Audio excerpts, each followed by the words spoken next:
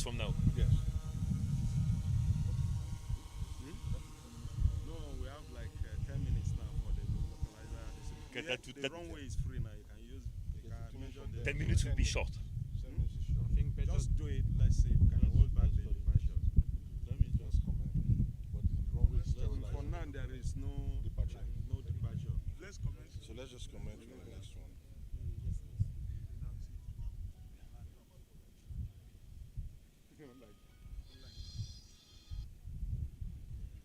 Eventually, Okay, there. 05. You commence? Okay. 05. Can we get another 15 minutes?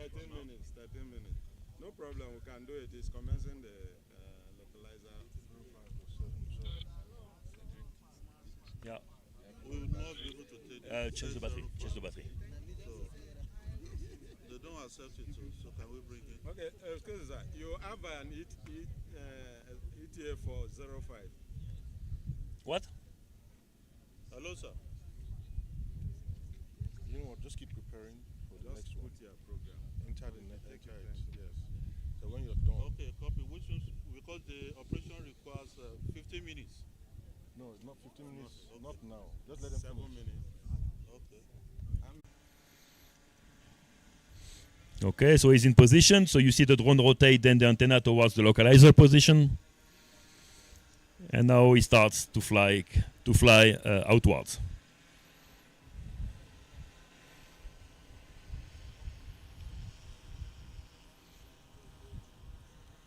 This, come back, and then do an arc. Yeah, exactly. But only one arc because otherwise it takes quite long. So now is it generated coordinates? There are waypoints that have already been programmed. Yeah. Okay, generated. And that's why we need all accurate generated. because everything is using that. What was used for in the WGS84? Yeah, exactly. Provided I mean, They generate based on that, coordinates. we they generate. Yes. Based on that, we generate. And that's the point. If there is something wrong in the database, then everything can be offset. Yes, So the drone fly where we tell him to fly. So if there is a wrong coordinate, he will fly there. fetch it. You know, so that's why database is the database is really the most important for us. The drone is really flying where it has to fly. It's garbage in. The same. So we have exactly the same constraint as for the flight inspection. So the database is the most important part because if there is any inaccuracy coordinate in database, all the calculation we make for where we fly is based on this coordinate, on those coordinates. So if the elevation is incorrect or if the height, the coordinate latitude longitude is not correct, then the drone will be flying. Yeah, I mean obviously a millimeter is okay, but we are talking here about can be 1, 2, 3 meters off, and that will be the problem. Okay, so the drone again measurement for the localizer approach flight. So here, obviously, if we are right in the certain line, the result should be a signal which should be around 0.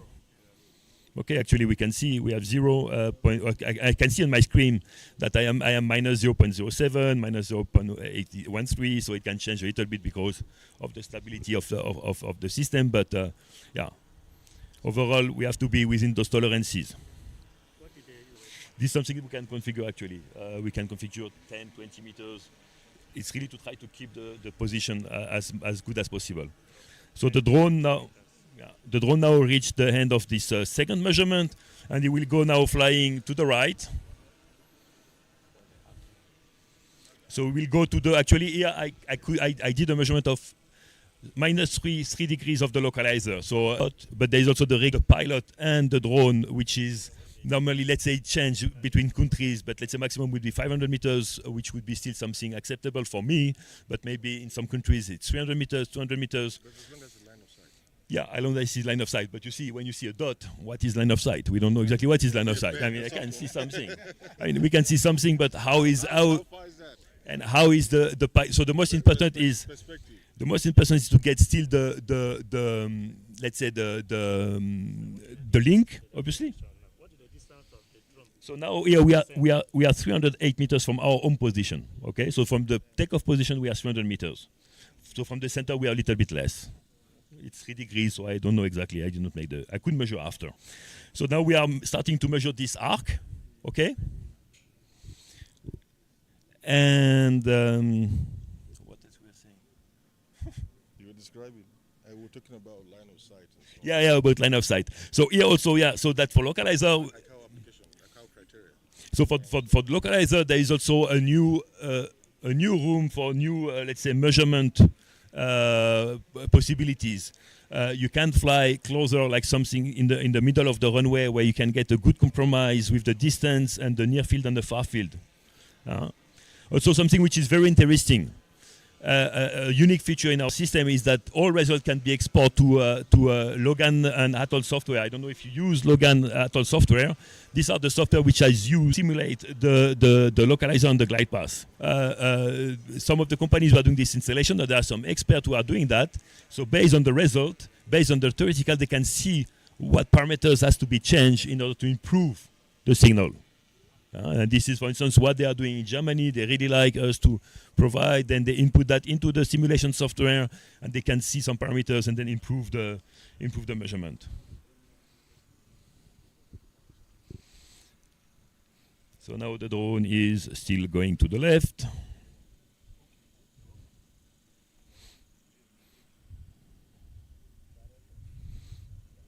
Almost at the end of this measurement.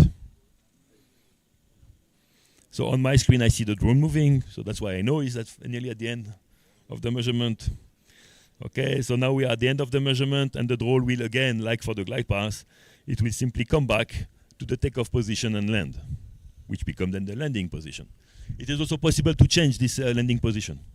So it is possible to have a landing position, for instance, if you make a measurement at the runway, and you have only maybe 2 minutes, you can fly above the runway and land on the other side, outside the red area or the critical area of the runway. So you could have a takeoff position different than from the landing position.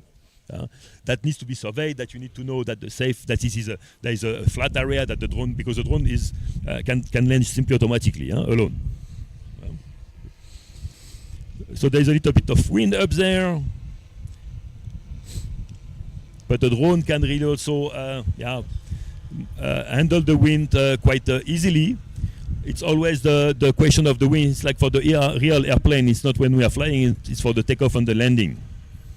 This is where those drones are more sensitive to the wind gust in particular.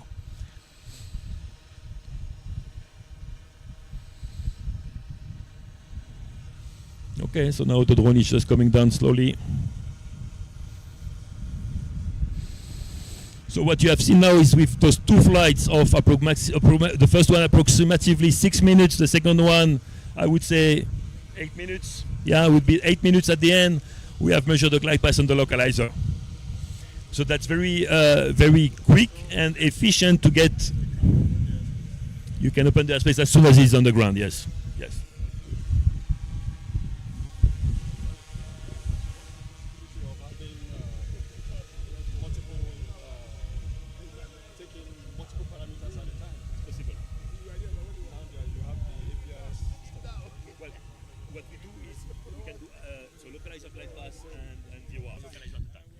So what I wanted to say is what we can do also when we do such flight, we can also, in the same flight, we can say when we are on top, we stop the drone for 30 seconds, and then it gives us time for the technician to switch from transmitter 2. maybe, Cedric, maybe for everybody, that's something we are just explaining. Now, for the purpose of this demonstration, we did this glide path and localizer measurement in a direct way, without measuring the alarms, as we said, or without measuring switching from transmitter 1 to transmitter 2. When we do regular measurement, this is of course part of the procedure. And the good thing is with our software that we will show you a bit later, I think in the room with the other screen, then you can better understand how we did the whole programming of the mission. So the good thing of the software is that we can pre-program such a mission. So it really depends on the condition of the airport. Let me explain you. Today we have been lucky, thanks to the support of our colleagues here and from NCAA and the tower and so on. We got now the clearance to fly 6 minutes the first flight, 9 minutes I think the second one. Sometime we can even fly longer if you want to do more measurement into one sequence. in the real life, it appears sometimes, and at some airports we might get only a clearance for 5 minutes, let me say. Yeah. Then we do just one single measurement, yeah? And we let the drone on the ground, and we wait for the next clearance from the tower. The drone goes up again and down, and we do single measurement in a row. When we have time to do, like we had now here, we could do two measurements in a row, yeah? Two different kind of measurement. When we have time, we can program the flight in such a way that to measure, for example, transmitter 1 and transmitter 2, the drone goes up. When we do this vertical measurement, we can say the drone goes up, measure transmitter 1. Then in the program, we give a setting that the drone, when it reaches its highest point, will wait 15 seconds, 30 seconds, whatever the technician needs to do the switching from the transmitter 1 to the transmitter 2. Yeah? So the drone just wait for that, and then the drone will automatically continue his mission, going down, measuring the transmitter 2. And the same procedures can apply for the alarms. Yeah? So that's typically something we do when we do the measurement for the DFS in Germany, for example, where they want us to measure the transmitter in different alarm conditions. It's the same procedure. We do, for example, one run with in the standard condition, the second run with the alarm in how is it called, width, and the third run with another alarm conditions that can be pre-programmed into one flight. So it really depends on the operational condition whether we have a time to do multiple measurement into one flight, or we do it with the different flights. Yeah. When we operate at the biggest airport in Europe, we often operate by night, yeah, and then we can have a clearance sometime even for the whole night. Yeah, so then we are not so much stressed by the tower, and so we can program a flight of 15 minutes doing different sequences. What about wind effect? Wind effect. Wind is always an issue for drone. So there are some operational limitation. Yeah, typically such kind of drone can fly up to 10 meters per second wind, 12 meters per second gust wind. Yeah. For the measurement, we recommend to stay at the limit of 8 meters per second standard wind and 10 meters per second gust wind. Because of course, what we want to avoid is that this kind of multicopter drones, it's quite crazy. They are really capable of flying under quite heavy wing. But the drone will have to fight against the wing. And then the yaw of the drone will also change quite a lot. Yeah? And this is something we should not forget. Our mission here is to measure very, very precisely. So we also don't want we also don't want the antenna to be and the drone to shock too much. Yeah, that's why these are our limitations. But I would say in most of the cases, okay. Sometimes we have to wait a little bit if there is just a period of time where the wind is a little bit too strong. We wait a little bit and it calms down, and then it's fine. I just came late, but I don't know what is the maximum height that this drone can fly. The maximum, as we say, this question of maximum height, maximum distance, and so on, can be answered on the technical point of view. But I would say, in most of the case, we have to answer them on the regulatory point of view. On the technical point of view, we did already some flights with such a drone flying up to 500 meters. Yeah. When we did some tower antenna measurement, for example.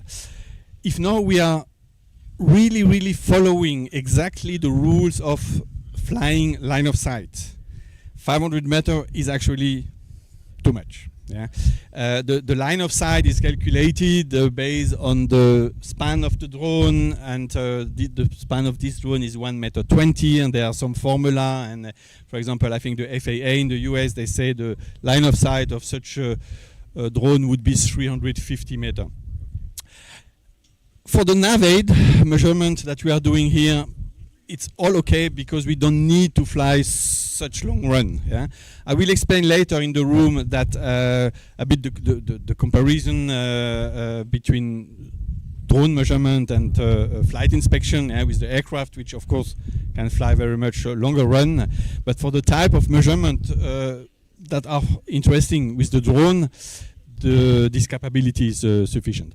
Having said that,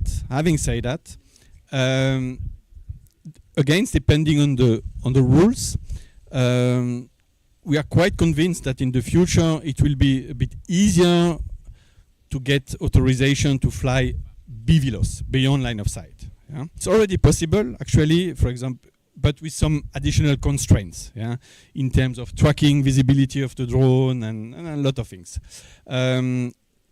For example, to do this runway course that you typically do in the airport for the localizer, this could be of interest. Technically, the drone is already capable to fly beyond line of sight. Yeah, we can just program but to cover a runway of 3 or 4 kilometers, we can easily do it with one set of battery. Yeah, because the duration of such a flight would be probably 10 to 12 minutes.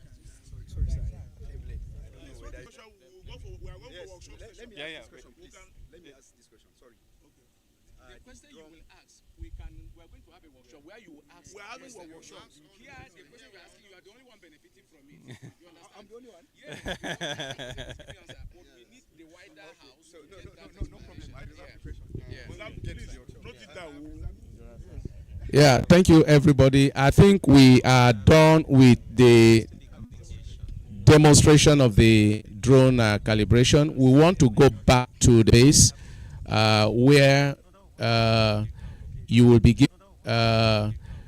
be given opportunity to see the details of the measurements, and then you can ask questions and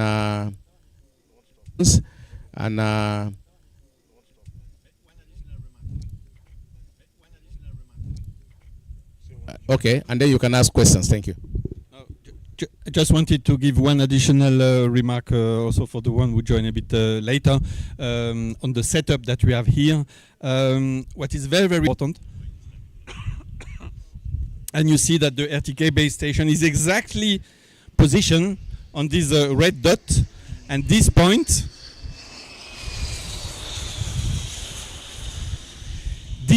has been surveyed before, position of this antenna. And because this antenna is communicating with the antenna, with the RTK GPS device of the drone and with the satellite. Yeah? And we can explain later there are two ways to do it. There in some countries you can also get so-called online correction data from the satellite, yeah, from a service provider. Can work like that, but for the purpose of this NavAid drone, because, and I think Cedric will explain that also later, or me, the proper settings of your database, of all the reference point, the proper settings, of course, of the coordinates, of the localizer that we are measuring, of the glide path that we are measuring, that should all be in the same coordinate format. We also consider things like the ondulation and the earth curvature. All these things are considered. So this because one of the key for all these measurements is the position accuracy of the drone. And this RTK system is really mandatory to achieve the level of accuracy that we want. So you see, we have this dot point here. We have another one where we have the drone. This was just more for planning, let me say, and orientation for ourselves. The most important one is really the one where we put the RTK base station. So this is an additional comment I wanted to give once we are here. I think otherwise, yes, we can continue in the air-conditioned room.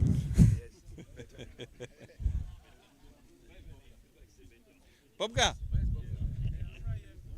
Sorry, you want to say something? Yeah, no. I want to find out. I think we can go back. Yeah, and then continue the workshop. Yeah. So we are going back to the terminal building to continue with the workshop. Thank you, everybody.